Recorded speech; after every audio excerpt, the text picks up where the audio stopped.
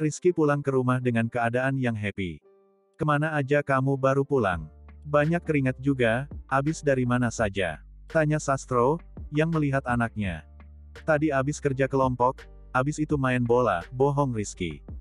Jika ia mengatakan yang sebenarnya pasti akan tidak diperbolehkan ia bekerja lantaran usianya yang masih remaja. "Oh, ya udah cepat mandi dan pergi ke masjid," perintah Sastro. Rizky masih terdiam memandangi luar rumahnya, ia melihat Joko kakaknya juga baru pulang dari kerja. Lalu, Rizky memikirkan satu hal. Jika ia bisa bekerja dari pagi sampai menjelang maghrib, apakah ia akan mendapatkan uang yang lebih banyak? Kayaknya menarik. Sayangnya, di pagi hari Rizky harus bersekolah. Ia tak mungkin bolos sekolah demi bekerja. Ada cita-cita yang harus ia gapai dengan sekolah. Mungkin di hari Minggu. Lo juga baru pulang. "Tumben, biasanya sekolah pulang cepat," tanya Joko. Ia duduk di sebuah kursi untuk melepas sepatunya.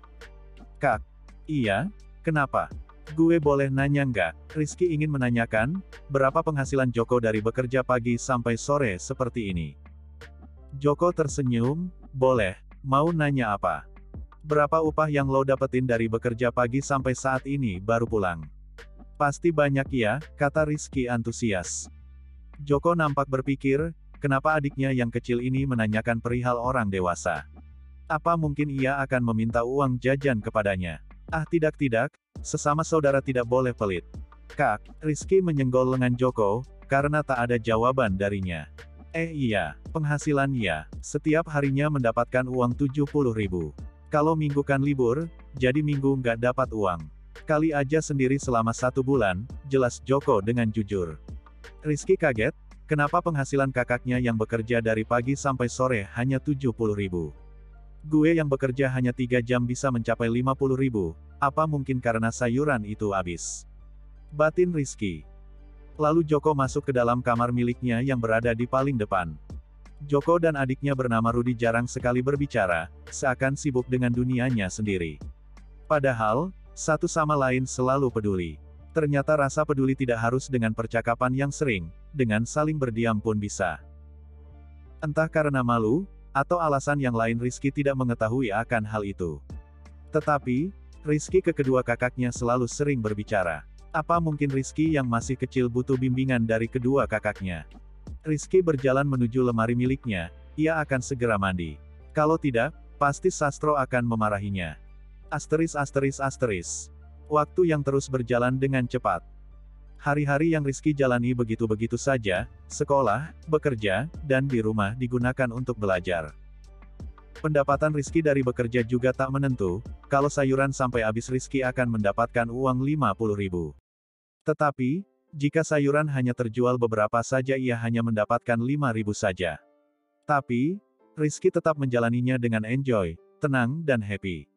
Namanya juga pedagang, pasti pendapatannya juga naik turun.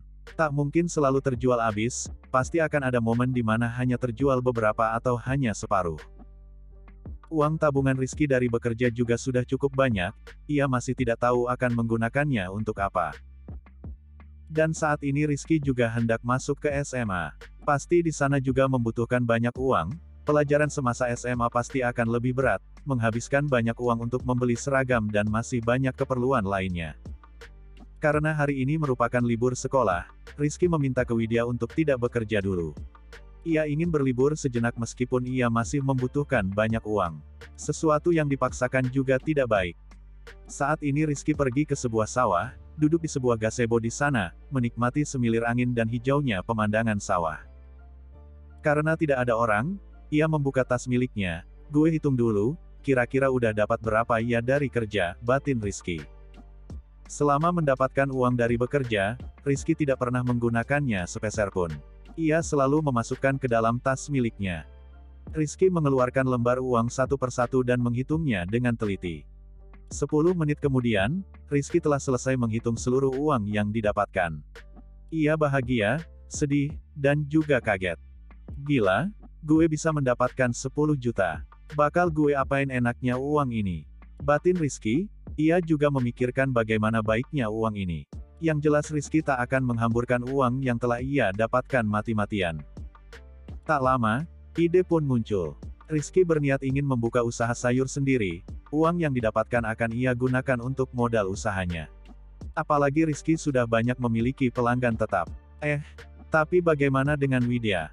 Rizky tak enak jika harus membuka usaha yang sama dengan Widya. Apalagi Widya sudah berjasa akan hidupnya, ia bisa mendapatkan uang sebanyak ini di usia muda. Bagaimana kalau gue izin sama Bu Widya terlebih dahulu akan rencana ini? Izin aja deh, kemudian Rizky berjalan menuju rumah Widya. Berhubung Rizky tak memiliki sepeda ataupun motor, ia kemana-mana selalu jalan kaki. Setelah sampai di rumah Widya. Tok, tok, tok.